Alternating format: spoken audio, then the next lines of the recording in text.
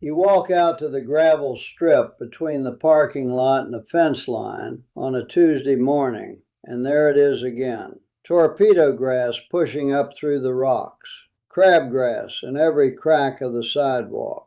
That vine that came back after you pulled it out twice, already climbing the chain link like it owns the place. 40 feet of fence line, and you're going to spend 40 minutes on your knees with a weed eater on a day that's already 92 degrees before 9 a.m. And you already know, you'll be back out here doing the same thing in 3 weeks.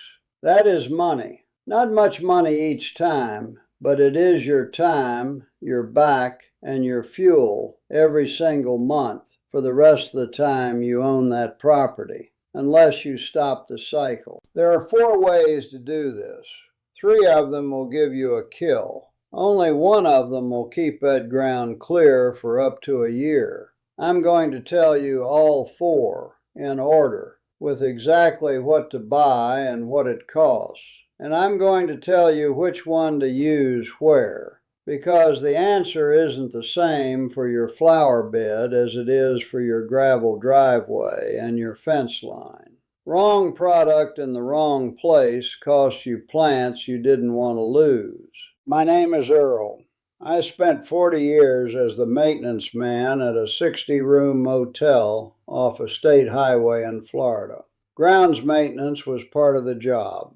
Wasn't glamorous, wasn't optional, and there was no landscaping budget worth talking about. When the owner looked at an invoice, his first question was always why it wasn't cheaper. So I figured it out myself. Torpedo grass, dollar weed. Virginia creeper vines climbing the exterior walls. Crabgrass in every expansion joint in the parking lot. Florida grows weeds the way it grows everything else. Fast, thick, and stubborn. I kept 12,000 square feet of exterior looking presentable for 4 decades on a shoestring. I know what works, and I know what's a waste of a Saturday. Here's what I'm going to do today. I'm going to walk you through all 4 methods step by step in order from cheapest to most permanent. I'll tell you the exact products, the exact prices, where to buy them, and where each one belongs. And I want to flag something before we get into it, because it should bother you a little. The last product I'm going to show you, the one that keeps weeds gone for up to a year, has been commercially available for a long time. Your lawn care service knows about it. The people selling you monthly weed control contracts know about it. A product that keeps a fence line clear for 12 months is not compatible with a service call every 4 weeks. It's not a conspiracy. Nobody needs to coordinate. They just need to stay quiet, and they have. Stay with me. By the end of this, you'll know exactly what to buy, what it costs, and where to use each one. If an old maintenance man's tricks are worth your time, hit subscribe and the thumbs up. It tells me you want more of these. Here's what most folks get wrong. They treat weed killing like it's one problem with one solution. It isn't. You've got small weeds in a flower bed. You've got grass pushing through sidewalk cracks. You've got vines on a fence line.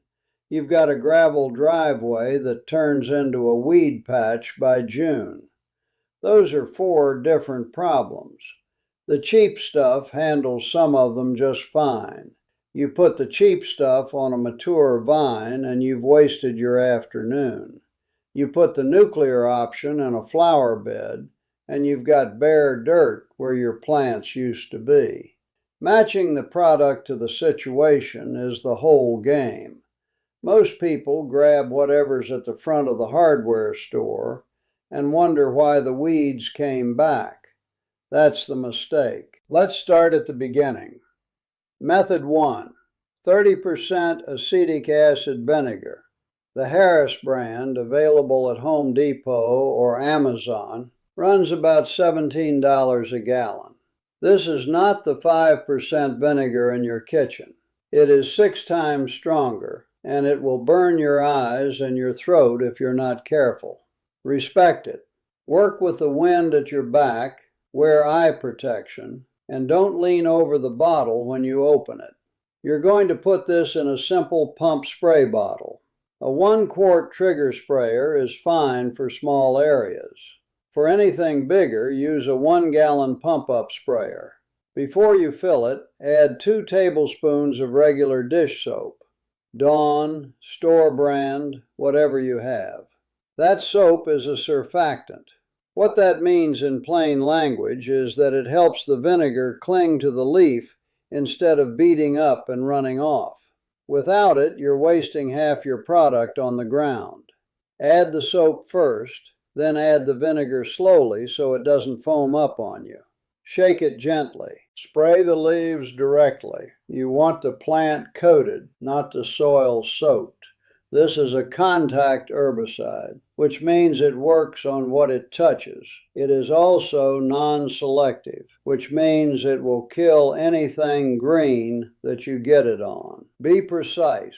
Use the spray bottle and take your time. The 30% vinegar and soap is your tool for small young weeds, seedlings, crabgrass just coming up through a sidewalk crack, little annuals in a flower bed. At that stage, the plant doesn't have much of a root system yet, and the vinegar doesn't need to go deep. It just needs to burn the top and stop photosynthesis, and the plant dies. It works fast. You can see color change within hours on a hot day. The limit of this method is the root. On a mature weed, anything that's been growing more than a few weeks, anything with a thick base, any grass with a real root system, the vinegar burns the top, the root sits there, and the plant comes back. That's not a failure. That's just the limit of the tool. Now let's add one ingredient and make this method significantly more useful. Salt. Regular table salt or kosher salt. Half a cup added to your quart of vinegar and soap. Stir or shake it until it dissolves completely. Don't use pool salt or rock salt. The granules are too large. They won't dissolve properly, and they'll clog your sprayer. The salt does something the vinegar alone can't do. The vinegar burns the tissue above ground. The salt draws moisture out of the root and, over a few days, sterilizes the soil immediately around the plant, so nothing can regrow in that spot. That buys you somewhere around 30 days of clear ground, maybe a bit more in dry weather, less if you're getting heavy rain that dilutes it. The salt and vinegar mix is ideal for cracks in driveways and sidewalks, along the edges of a concrete apron, anywhere you want clear ground and aren't worried about growing anything else. I used this mix for years on the expansion joints in our parking lot. Put it down on a dry morning, it was showing results by afternoon, and I was done thinking about those cracks for the better part of a month. Kept the front of the property looking maintained without paying anyone. One caution, be specific about where you put this. Salt in the soil stays there. If that area is close to plants you want to keep, or if you ever intend to grow anything in that spot, give it a buffer. I made that mistake once in the early 80s. Got careless with the application near some ornamental plantings the owner's wife was very attached to, and I heard about it for 2 full seasons. Dottie reminded me of that story just last year, which tells you that women remember this kind of thing forever. Method 3 is where we go from homemade to professional chemistry. The product is called RM18 Fast-Acting Weed and Grass Killer. You can get it at Tractor Supply or online for around $43 a gallon.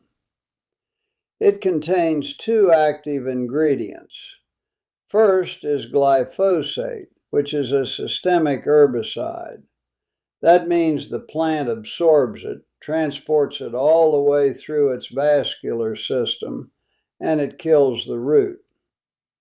Second is diquat, which is a contact herbicide that acts very fast. The diquat starts the visible burn within hours. The glyphosate finishes the job at the root over the following days. To mix this product, you need a gallon of water and a pump sprayer. Add 6 to 8 ounces of RM18 per gallon of water. Then, and this matters, add a surfactant. Now you can use dish soap the same way we did with the vinegar, but if you're spending $40 on a professional grade herbicide, spend the extra $20 on a professional grade surfactant. The 80-20 agricultural surfactant, available at Tractor Supply, is noticeably better. It produces a finer, stickier coat on the leaf. About 2 ounces per gallon is all you need, and a gallon of the surfactant will last you a long time. Walt showed me in the early 80s that the surfactant is often the difference between a treatment that works and one that doesn't, especially on waxy leaf plants or grasses with that slick coating. I thought he was overcomplicating it the first time he explained it. Then I watched the same treatment with and without it on a stretch of bahia grass behind the motel, and I never argued about surfactants again. RM18 is the product to reach for when you have mature weeds, established grass you want to eliminate, or a ditch bank or utility easement that's gotten out of hand. Mix it right. Apply it on a calm day so the spray isn't drifting. Keep the nozzle set to low so you're getting heavy droplets rather than a fine mist. And walk across your lawn with it turned off. Glyphosate and diquat will leave footprint-shaped dead spots in your grass if you drip it walking through. This product will keep that area clear for 1 to 2 months, depending on rainfall and how aggressive your local weed pressure is. After that, you'll need to reapply. For most applications, that is entirely adequate. But if you have a gravel driveway, a fence line, or a stretch of hardscape where you never want anything growing, there is one more step up. Method 4. RM43, Total Vegetation Control. This one is available at Tractor Supply in a half gallon for around $40 to $45, or online. RM43 contains glyphosate like RM18 does, but the second active ingredient is not diquat. It is imazapyr. That is the difference. Imazapyr is a soil residual herbicide. It doesn't just kill what's growing. It stays in the soil and prevents germination of new seeds for up to 1 year. Nothing green grows on treated ground for that period.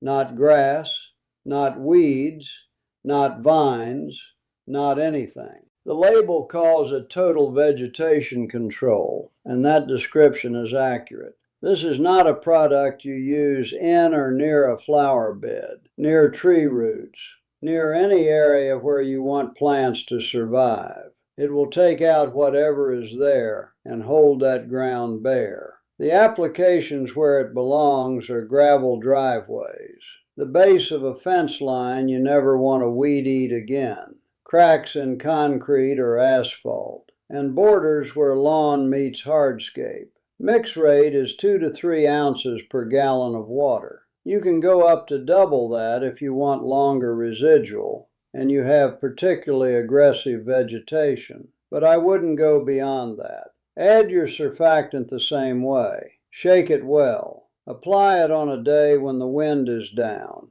and be slow and deliberate about your coverage line. You want to know exactly where you sprayed, because that boundary matters. I'll tell you what this did to the fence line situation at the motel.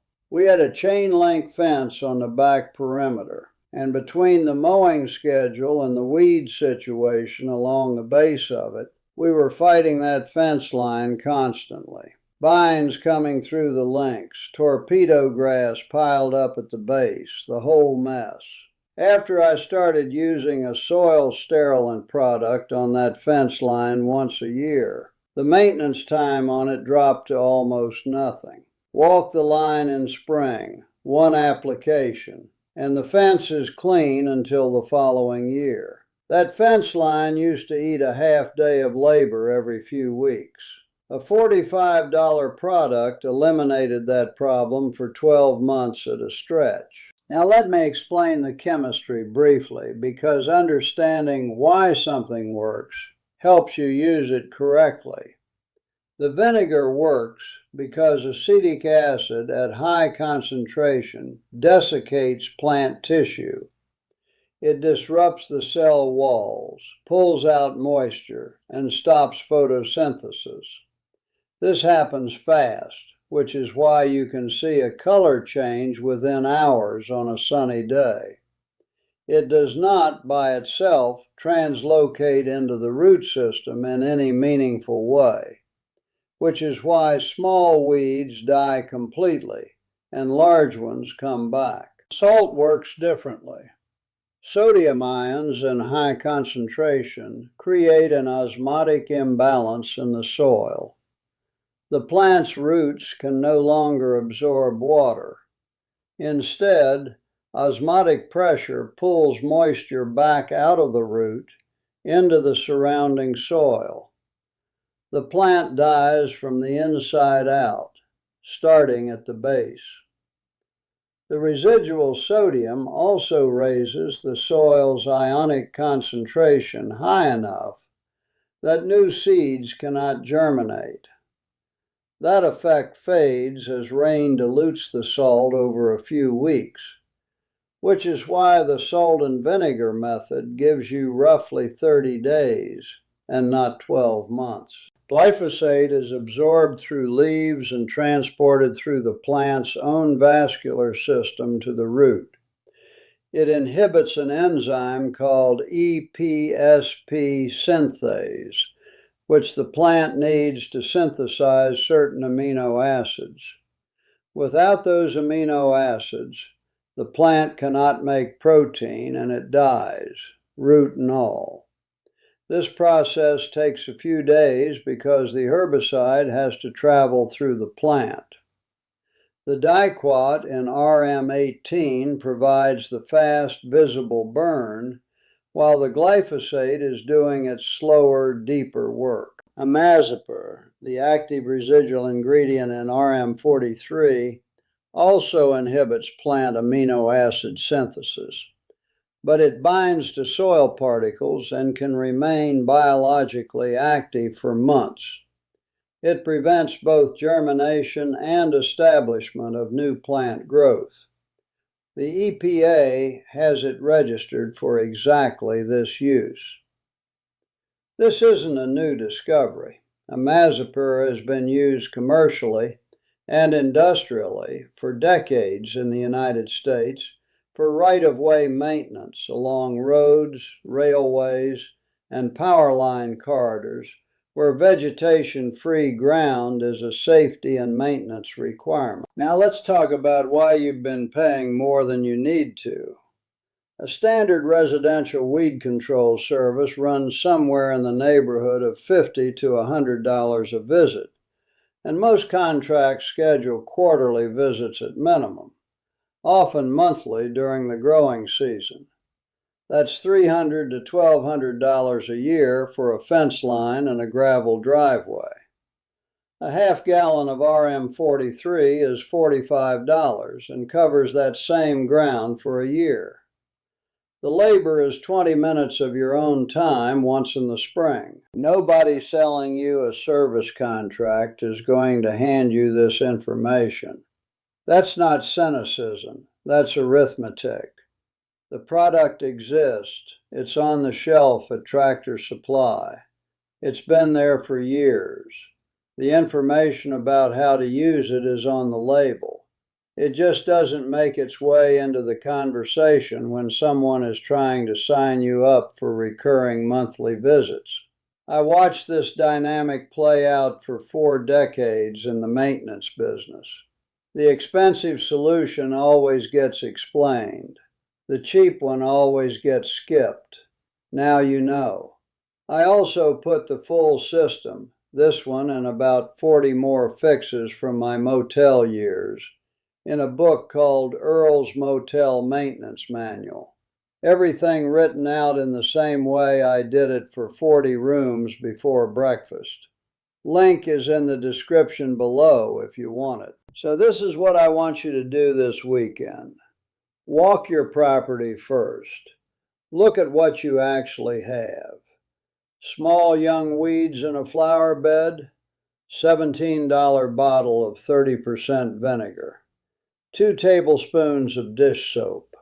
Done. Grass and weeds in sidewalk cracks or along a concrete edge. Same vinegar. Add half a cup of salt. Gives you about 30 days. Mature weeds, established grass. A ditch bank you need to knock back.